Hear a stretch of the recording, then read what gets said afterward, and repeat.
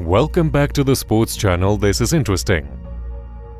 In 2001, the famous Prince Nashim Hamad collected all available semi-lightweight titles.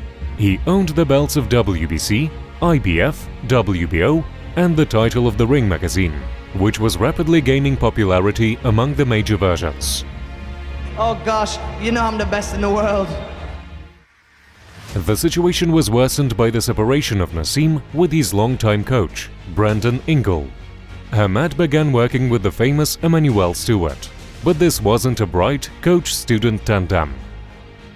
Hamad reached the point when he must have faced a couple of big names in the sport. His record was perfect: 35 wins, 31 of them by knockout, with no defeats at all. Stewart immediately rejected the option of meeting with Juan Manuel Marquez, considering that the style of the Mexican is too inconvenient for Nashim. However, he gladly accepted the option of fighting with another Mexican, Marco Antonio Barrera, who for the sake of this fight was ready to give up his WBO title in the second bantamweight and come to a new, higher category. Protracted negotiations lasted almost a year. During this time, Hamad had a spectacular battle against the promising Augie Sanchez.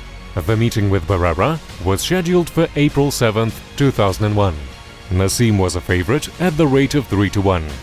Boxing experts in America were even more judgmental in their assessments. Of the 38 respondents, 28 were inclined in favor of Nashim's decisive victory. Allahu Akbar! Allah is the greatest! Allahu Akbar! Ashhadu anna la ilaha illallah wa ashhadu anna Muhammadan Rasulullah sallallahu alayhi wa sallam. Ladies and gentlemen, if I may translate, I bear witness there is only one God, Allah, and Muhammad is his final messenger. Peace and blessings be upon him. Ladies and gentlemen, from Sheffield, England, presenting the three-time undefeated featherweight champion of the world, boxing's royalty, Prince Nashim.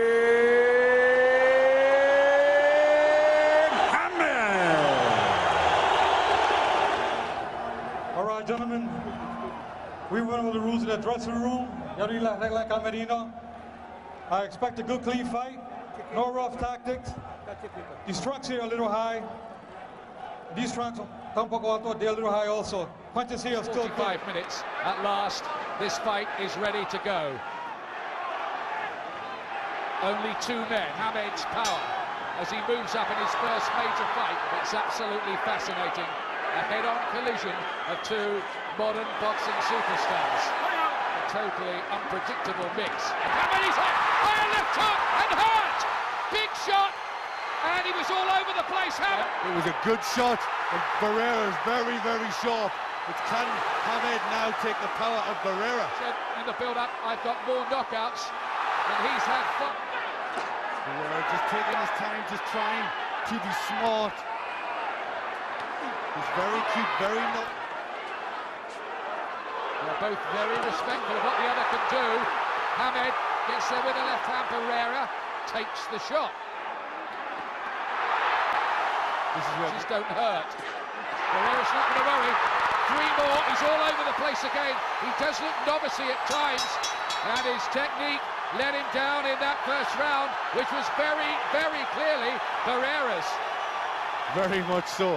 And the psychological battle, as well as the battle inside the ring, is going Barrera's way. That Barrera, when they're in close, has his head, keeps his hand lunging out there.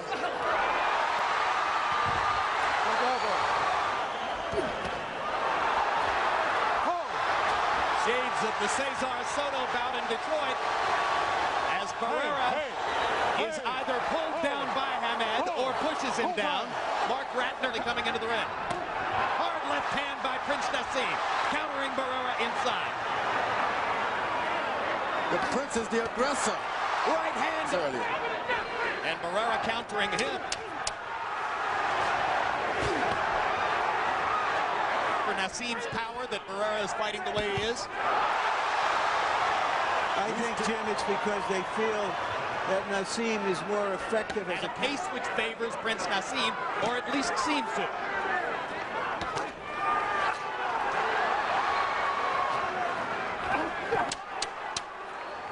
Stay away from that left hand.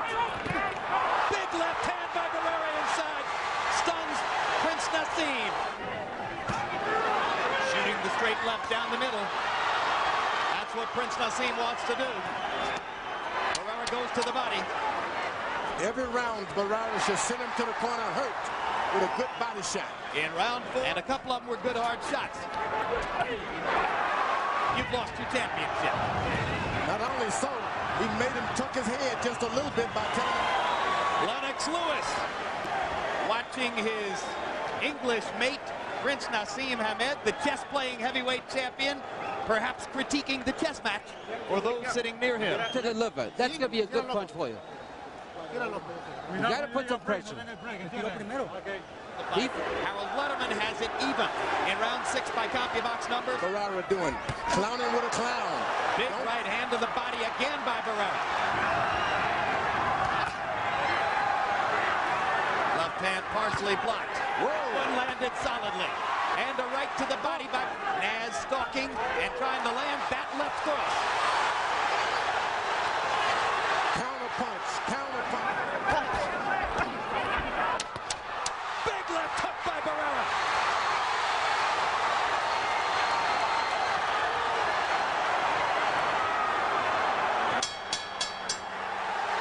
Naz making faces at Barrera, but faces for rounds. He's thrown the left hand, but he hasn't thrown anything with it. He's missed it. He's depending on what to get it done here. There's a big left hand. Barrera covering up. That the Prince has developed since he was a boy is being exposed. Barrera wrestles the Prince into the ropes. They're 3 minutes away from the conclusion. Told him to just box, and he's not taking that advice.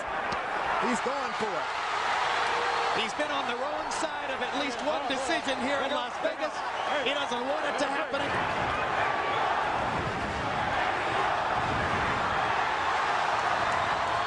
And won't do it. That's truth. Too much chin. Barrera reduction from Barrera. Into an hour of torture.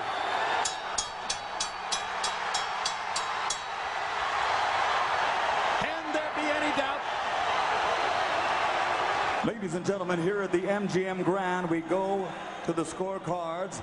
Dwayne Ford scores it 115 to 112. Shok Champa has it 116 to 111. And Patricia Jarman Manning scores it 115 to 112. All for the winner by unanimous decision, Marco Antonio Barrera.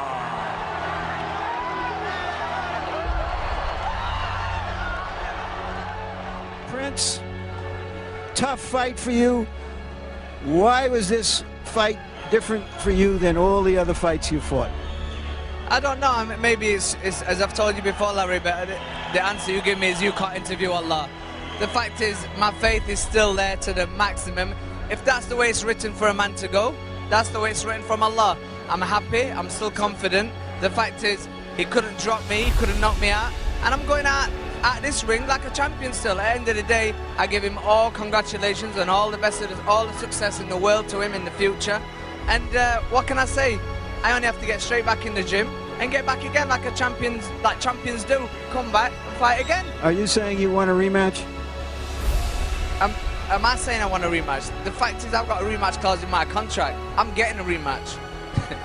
When do you want to fight him again? It's not that I want one, I'm getting one.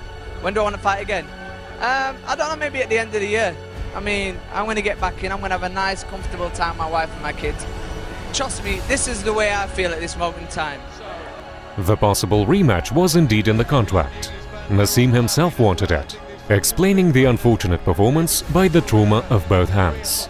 But the boxing world was never destined to see the second bout of these two great boxers. Nasim had just one more fight, against an average Spanish boxer, Manuel Calvo. He ended his career at the age of 28, but he preserved an unyielding temper. Hamid started his career at the very young age, and such an early retirement was in no way connected to his loss to Barrera. This was noted by the British champion himself. It's just his time has come. He could not train as hard as he did when he was younger, and so he made the right decision.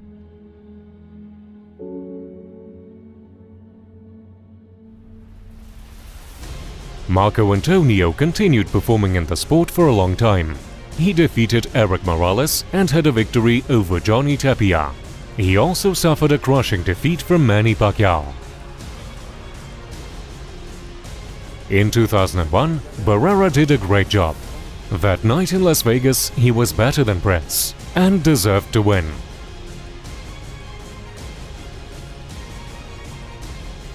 Thanks for watching this video until the end. If you liked it, give it a thumbs up.